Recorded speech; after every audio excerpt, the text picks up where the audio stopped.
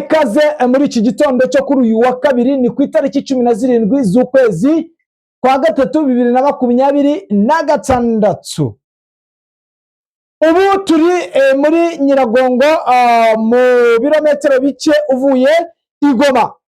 Niyo mpamvu ibitero bikomeje kugenda byiyongera mu mujyi wa Goma. Ibi ni byatangajwe n'uwahoze ari depite Willy Mushaki, aho yabivuze neza abiva imuzi n'imuzingo. Izi ngaruka rero zikomeje kugenda ziyongera mu mujyi wa Goma, aho ubu maginga ya ihuriro rya FCM23 byongereye imbaraga zidasubirwaho bitewe n'abakomando bashize muri ibi bice, bitewe n'uko bafite urwikango ko Special Forces za FARDC ziyamburiye imyambaro mu ifatwa ry'umujyi wa Goma, zari zirimo gukora akazi muri uno mujyi wa Goma.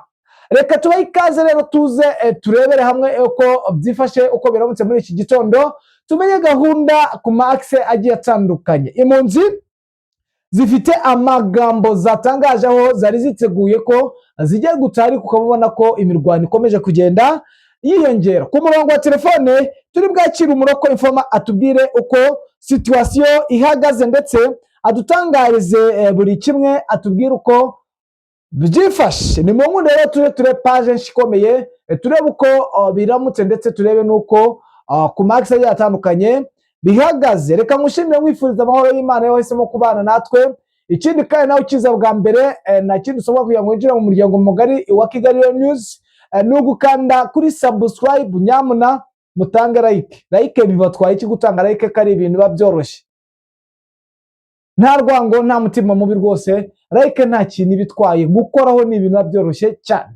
Nje muri kumva kandi mugiye gukomezanya ndi Damien Umugisha. Ku murongo wa telefone ka twakire Bwana Bizima. Bwana Bizima, waramutse neza?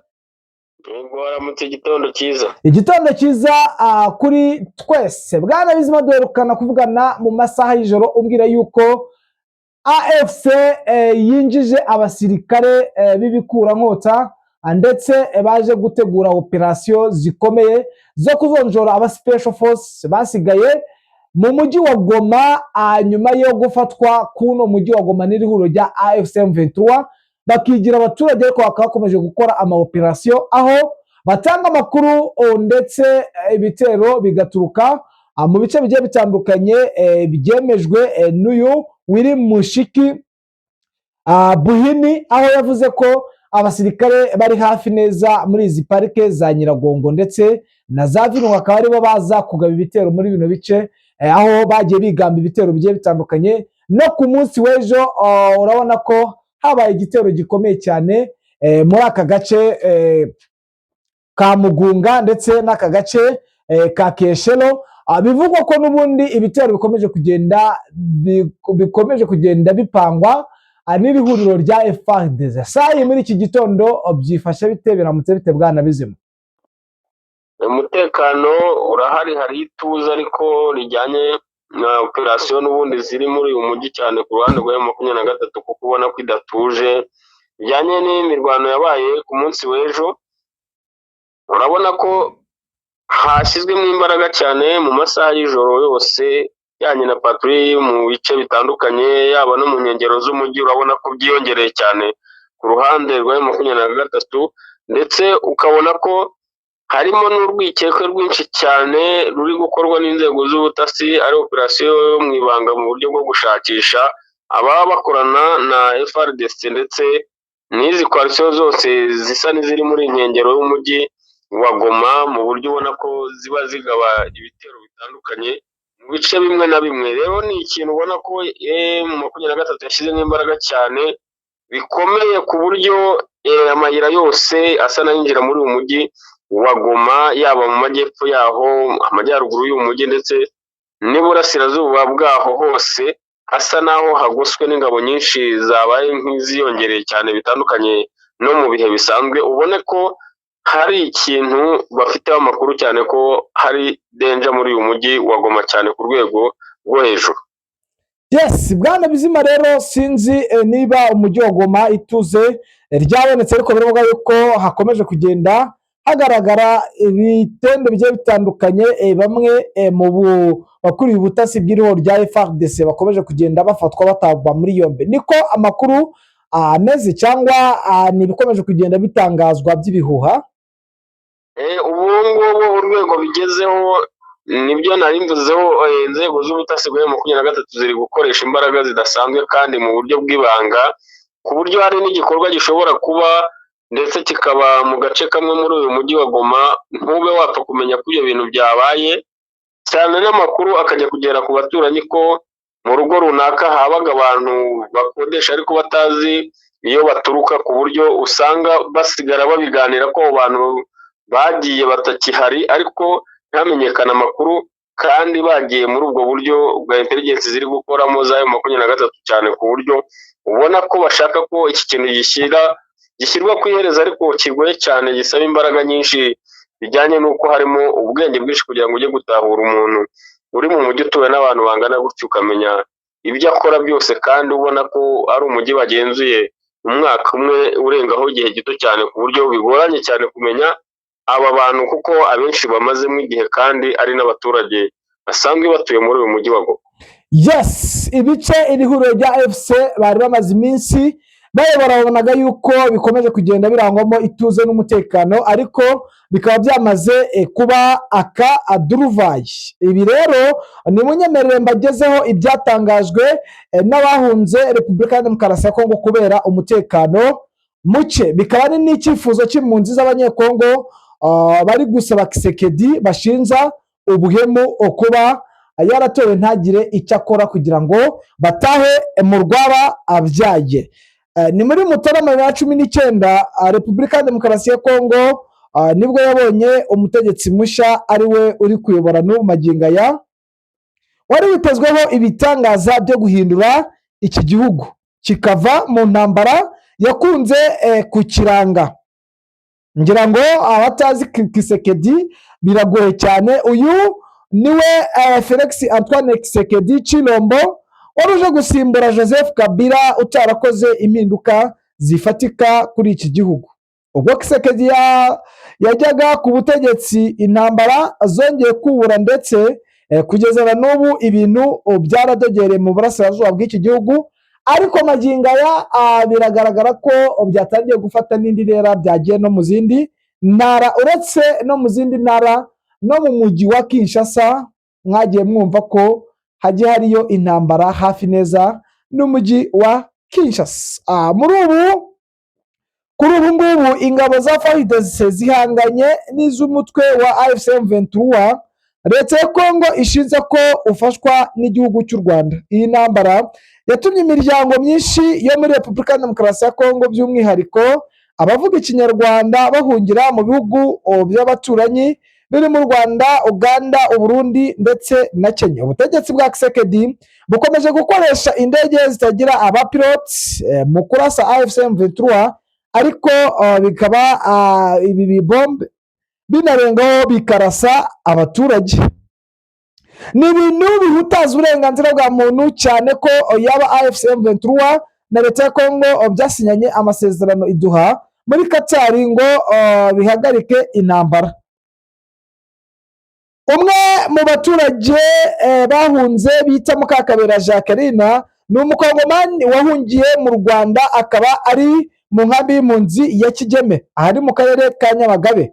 Iyi nkambi irimo impunzi zisaga 14,500 zahunze ibibazo by'umutekano muri Repubulika ya Demokarasi ya Kongo. Avuga ko agiye kumara imyaka isaga 14 mu Rwanda, kandi ko uguhunga kwe kwatewe no kuba FDLR, umutwe urimo bamwe basize bakoze jenoside yakorewe abatutsi mu Rwanda, ubabuza amahoro. Mu buhamya bwe bwuzuye umubabaro n'agahinda, ashinja Perezida Felix Tshisekedi kuba ataratanze amahoro yari yitezweho, aho yabivuze ati duhunga abagizi ba nabi bari baraturutse mu Rwanda aribo FDLR, nibo batumye duhunga.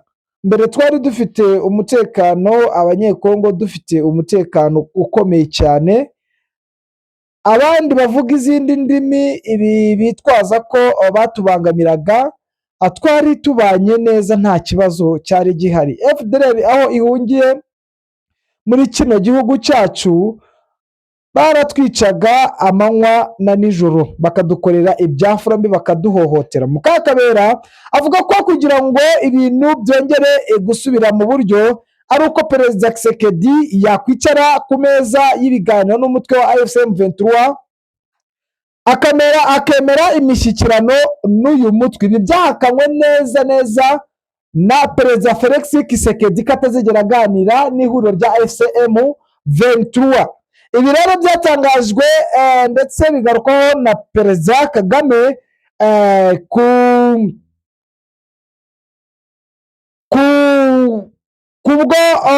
ku kurwanya cyangwa kukurwana bafatanije na Tshisekedi uno mutwe wa FDLR.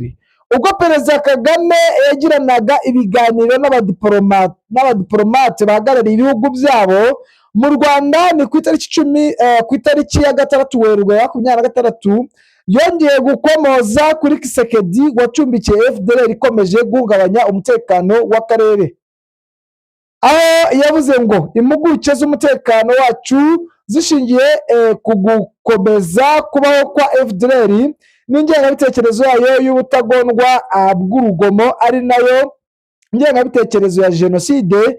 Birababaje kubona ko bigaragara ko hari abayishyigikira no mu karere n'ahandi. Perezida Kagame yerekanye ko kuva uyu mutwe wagera muri Repubulika ya Demokarasi ya Kongo mu bihe bitandukanye, wagabye ibitero mu Rwanda byahitanye ubuzima bw'abatari bake mu gihugu. Mu bihe bitandukanye abanyekongo bavuga ikinyarwanda bakomeje gucaka ko bakorerwa ubwicanyi bigizwemo uruhare na leta ya Kongo n'indi mitwe irimo na FDLR, ndetse hakaba hariyongereho n'ibindi bihugu bisa nkaho bituranye by'abaturanyi, harimo igihugu cy'u Burundi, cya Tanzania n'ibihugu bya kure Angola, Malawi ndetse n'abacanshuro. Ibi rero bakaba barabitangaje Bwana Bizima, aho bari batangiye kugira akanyamuneza ko iherezo ry'ubuhunzi ryaba rigiye kurangira. Bwana Bizima, urabona ari iki kiri bubashe kuba cyaha icyizere aba baturage ko bari biteze ko bagiye gutaha mu gihugu cyababyaye, kandi ko AFC ntako itari yagize kugira ngo ifate ibi bice? Urabona AFC iri bubashe gucyuriza impunzi cyangwa basubize amerwe mu isaho? Byaba byiza zitashye, ariko ku bijyanye n'umutekano uriyo ntago byari byageza igihe cyo kuba zataha, kuko ubona ko ibice byose nta mutekano uhagije urimo, yaba ku bice bigenzurwa na M23 ndetse n'ahagenzurwa na FARDC, kuko ubona ko bamwe baba bagishaka kwagura ibice bagenzura kuri M23 ndetse FARDC nayo ishaka kugira ngo yisubize ibice yambuwe. Rero urumva agace kose waba usa naho utahuka kujyamo kose kaba kasa naho kabangamiwe n'imirwano. Rero urumva haba ikibazo n'ubundi wahura nacyo kimeze nk'icyo bahunze. Niyo mpamvu ubona ko iki gihe atari cyo cyiza cyo kuba basubirayo hataragera uburyo hafatwa imyanzuro ifatika y'amahoro, cyangwa se hakagira agace kigenga ku buryo busesuye gafite umutekano uhagije, ku buryo nta bitero byaba bikigabwa mu cyerekezo barimo. Yes, Bwana Bizima, rero nkundira utwerekeze ku yandi maxe, utuhe idonido z'uko biramutse muri iki gitondo.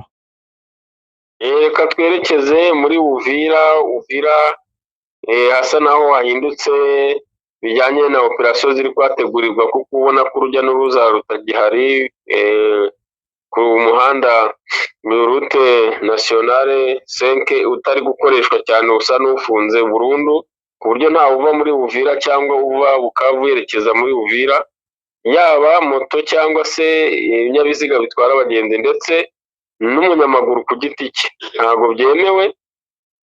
Ni itangazo n'itegeko ryashyizweho mu buryo butunguranye, ubona ko byabaye ku munsi w'ejo, ariko na n'ubu bigikomeje, ndetse ahubwo biri kongerwamo imbaraga, kuko ubona ko byabaye nk'ibyagutse bifata no ku mupaka w'u Burundi bakavimbira, naho ari uko bimeze, ko kwambuka ntibakubuza, ariko ibyangombwa bisabwa ni ibyangombwa byinshi no kubazwa ibintu byinshi, ndetse no gusakwa biteye ubwoba, ubona bidasanzwe ko hari ikikango cyane kuri leta y'u Burundi yuko hari abakitwaza ko ari abagenzi bisanzwe kandi bakambuka ari abandi bandi, nk'uko ubona ari ibintu bigenda bigaragara muri iyi mijyi yigaruriwe na M23. Ubona ko ari amakuru bafite cyane bitewe nabo na operasiyo bategura mu ruhande rw'umwanzi wabo, uwo bita umwanzi wa M23, kuko ubona ko ariyo bafatiye ingamba zo kuba nabo bakora iki, ko bashobora kurangara ugasanga bahuye n'ibibazo bikomeye by'uko bakwinjirirwa, kandi nicyo kintu kiri gusa naho kivunana cyane muri operasiyo, kugira ngo ubashe kumenya abantu muri kumwe mu gice ugenzura. Yes, Bwana Bizima rero ku munsi w'ejo za Mitamba imirwano yabaye yari yasize MRDP twirwaneho yigaruriye aka gace irwanye bidasubirwaho n'imbaraga z'umurengera na Croatia bahanganye ari ryo huriro rya FARDC. Sayi zone ya Minembwe byifashe bite Bwana Bizima? Zone ya Minembwe ikiriho muri iki gitondo ni ubutasi bwa drone burimo busa naho bugaragara mu bice byinshi bijyaha Minembwe, harimo iyo za Mitamba ndetse za Karingi ndetse na za Bidego. Ubona ko ni ibice byagutse binini zabaye nk'izinyuramo zigenda zireba operasiyo y'uburyo M23 natwe irwaneho zideployinze muri ibi bice, ariko iteka ryose izi drone iyo zibaye zije mu rukerera rw'izi saha tuvuganira ndetse zimaze n'umwanya zibikora, hakurikiraho operasiyo byanze bikunze. Ubona ko batangiye gusa naho biyambura gukora operasiyo mu masaha y'ijoro kuko bari gutakarizamo cyane. Ubona ko bashobora kuba ari style nshya bazanye yo kugaba ibitero hamaze gucya, kuko icyo bakoze ku munsi w'ejo hashize cyabaguye nabi, kuko bagikoze mu masaha ya saa 9 n'igice, saa 10 biza gucya mu masaha 11 n'igice. Nta cyiza babonyemo cyane, kuko byanavuzwe cyane ko ingabo zari ziri muri operasiyo ari iza ba Tanzania ndetse n'abanyangora bonyine bivanguye kuri FARDC mu buryo bw'ibanga batababwiye, bagashaka gukora operasiyo yabo bonyine mu buryo bwo kwihimura ibitero byari bimaze iminsi bihabereye, ubwo n'ubundi M23 yabaye nk'ibarasa bikomeye cyane, barahatakariza. Bari baje nko kwihimura rero, ariko bakashinja FARDC ko igira ubugambanyi cyane, ariyo igitanga amakuru yo kuba bahura n'ibibazo ku rugamba cyane birimo gutakaza no kuraswa bya hato na hato, kandi ugasanga bibaye kuri bo gusa, kuko ubizi neza ko FARDC muri ibi bice kubera kuhamenyera, iyo ibonye byanze yiviramo hakiri kare cyane, ntabwo ijya itegereza ko itakaza kuri uru rwego rw'abasirikare b'amahanga. Yes, Bwana Bizima biravugwa yuko ikavumu imirwano ikomeje. Ese maginga ya niki cyaba cyatumye imirwano yubura muri ibi bice bya Kavumu, kandi hari ubugenzuzi bwihariye bw'ihuriro rya AFC M23? Nta kindi gituma imirwano yubura hano, kuko kino igice kinini cyane, kandi urabona ko operasiyo FARDC nta hantu ishaka ko haboneka agahenge na hamwe. Ni agace ubona ko kataburamo koalisiyo ya FDL ndetse na Wazalendo muri ibi bice, kuko hari pariki nini ya Kausibiega nini cyane yagutse, kandi ikora kuri za Warikare, Karehe, ndetse igakora no muri igice cya Sud Kivu kiriho teritwari ya Kabare. Rero ni ibintu bikomeye cyane ko ahangaha haburamo ibitero nk'ibi ngibi byakabaye binahoraho buri gihe bijyanye na sitasiyo y'ahantu uko hateye, kuko ababa muri aya mashyamba nabo ibi bitero byabo bisohoka bigamije ibintu bibiri: kuba babasha gusa naho basunika ibirindiro bya M23 bigenzura ahantu, no kuba babasha kubona ibitunga ubuzima, kuko iri ni ishyamba rigari cyane kugira ngo ubonemo ibyo kurya umazemo igihe biba bigoranye cyane. Rero urumva basohorwamo na byinshi n'iyo mirwano yo ku munsi w'ejo, ndetse ubona ko operasiyo kuri M23 n'ubundi ikinjiramo, ndetse isa n'iyafunze ishyamba ryose riherera hano werekeza mu burasirazuba bw'iri shyamba aho ikibuga cya Kavumu kiri.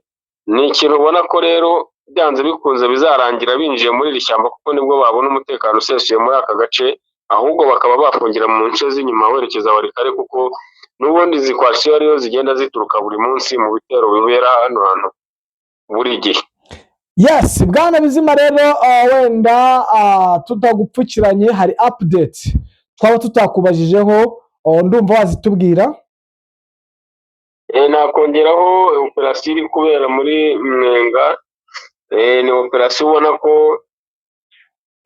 mu mashyamba hano ya Itombwe harimo operasiyo ku ngabo za Angola ndetse zirimo gukoramo operasiyo mu buryo bwo gutanga umusada no kuba hari abasirikare b'abacanshuro 3 ndetse baherekejwe n'ingabo za FARDC Special Forces barinze mu buryo bwo kubakamo ubwirinzi bukontorora cyane izi drone ziri kwerekeza muri izi nce mu buryo bwo gutata amakuru cyane za M23 ndetse zikanakomeza no mu bice bya za Karemi ku buryo ubona ko cyari nk'inzira yazo zikoresha cyane ziturutse mu Minembwe.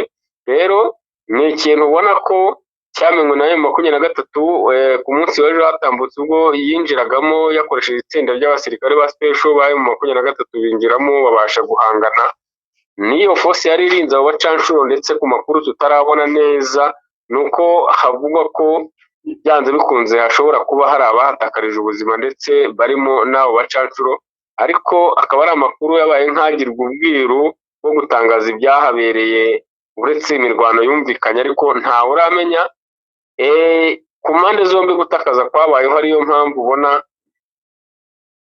byanze bikunze mu makuru yacu azaza tuzabaha amakuru arambuye kuri iyi nkuru, kandi ubona ko M23 isa naho yayigambye nubwo bitasakaye kuko ni operasiyo babaye nk'ababurizamo kandi yari ikomeye, yari no kubagiraho ingaruka zikomeye kuko icyitwa ubutasi kuri drone za M23 ziri mu kazi cyane, nizo bifashisha kandi zituma babasha kumenya operasiyo zabo bagiye gutegura ko badashobora guhungabana kuko baba babanje kumenya amakuru yose ari imbere. Yes, bwana Bizima rero nkundira nkushimira nkwifuriza kugubwa neza muri iki gitondo. Yego nawe igitondo cyiza. Namwe bakunzi ba Kigali News, reka tubashimire tubifuriza amahoro y'Imana, twihanganisha bikomeye abarwayi ndetse n'abari muri zone y'intambara. Ciao, Imana ikomeze ibane namwe.